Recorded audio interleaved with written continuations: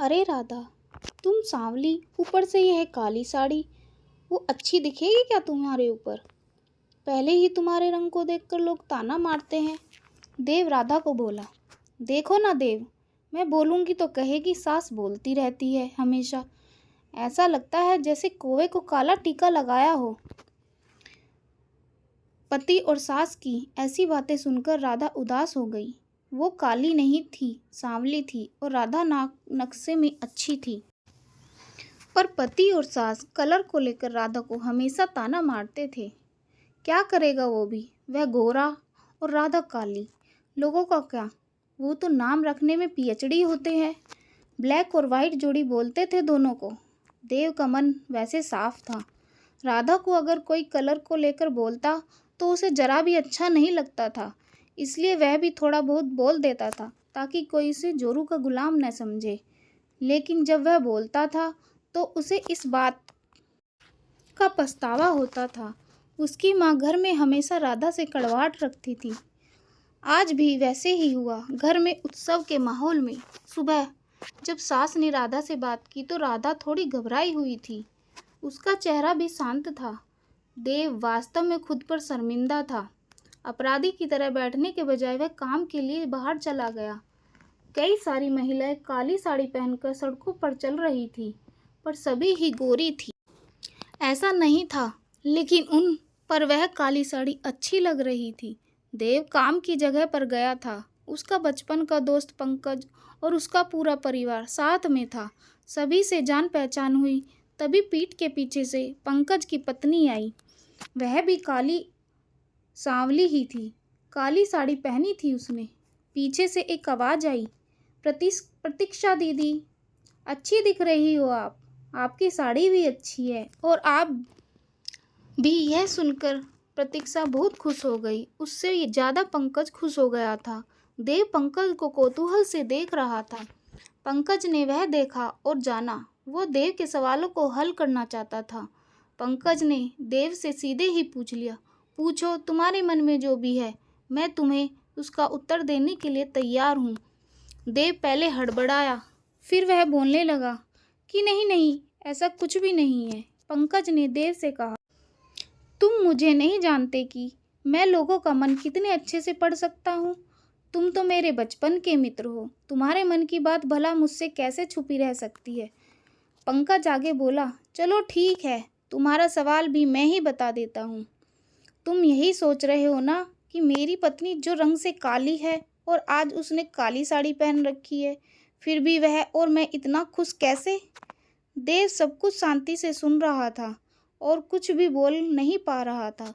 पंकज बोला, काला रंग ऐसा रंग है जिसमें दुनिया का कोई भी रंग मिला दो वह कभी नहीं बदलता, यानी किसी और रंग की संगत में वह अपना अस्तित्व कभी नहीं छोड़ता।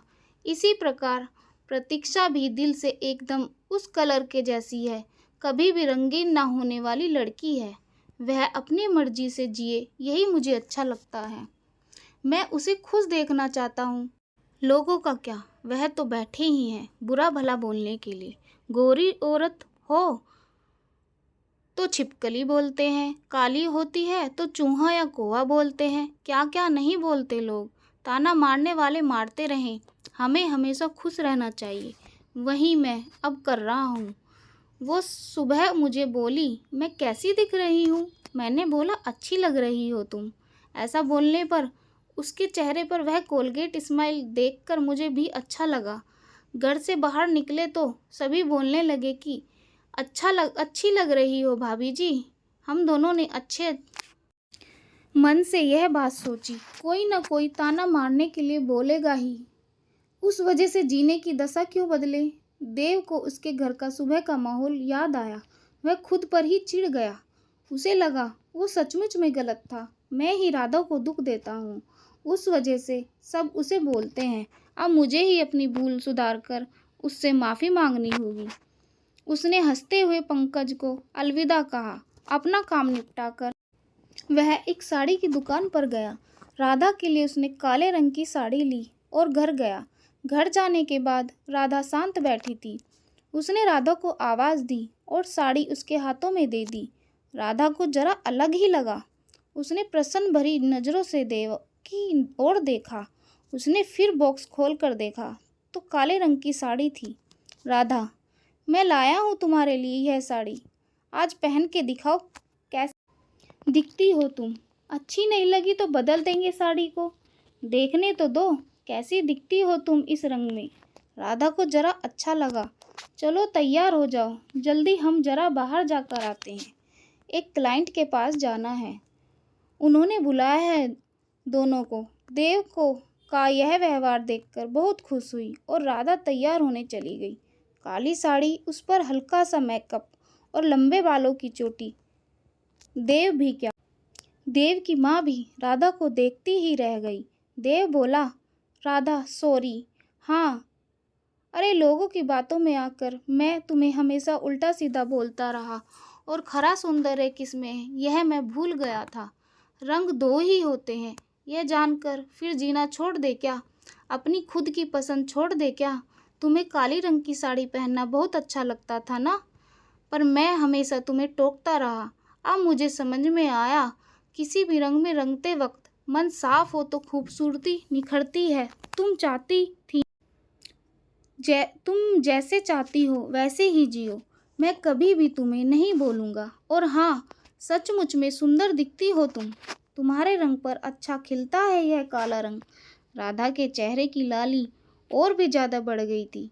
यह बात सुनकर शर्मा कर वह देव को बोली, क्या आप भी? देव ने राधा का मुस्कुराता हुआ चेहरा देखा और उसके बदले हुए विचारों से राधा बहुत खुश हुई। मन ही मन में देव ने पंकज को धन्यवाद किया, क्योंकि यह परिवर्तन पंकज के शब्दों के कारण ही हुआ था। तो दोस्तों, खूबसूरत दिखने के लिए खूबसूरत दिखना ही ज़रूरी नहीं है, बल्कि खूबसूरत सोच होनी ज़रूरी है। इंसान का अगर मन सुंदर है तो इससे कोई फ़र्क नहीं पड़ता कि वह किस रंग का है। आज की कहानी आप लोगों को कैसी लगी, प्लीज़ कमेंट बॉक्स में ज़रूर बताना। और ऐसी ही अच्छी अच्छी कहानी सुनने के लिए प्लीज़ चैनल को सब्सक्राइब कर लेना। धन्यवाद।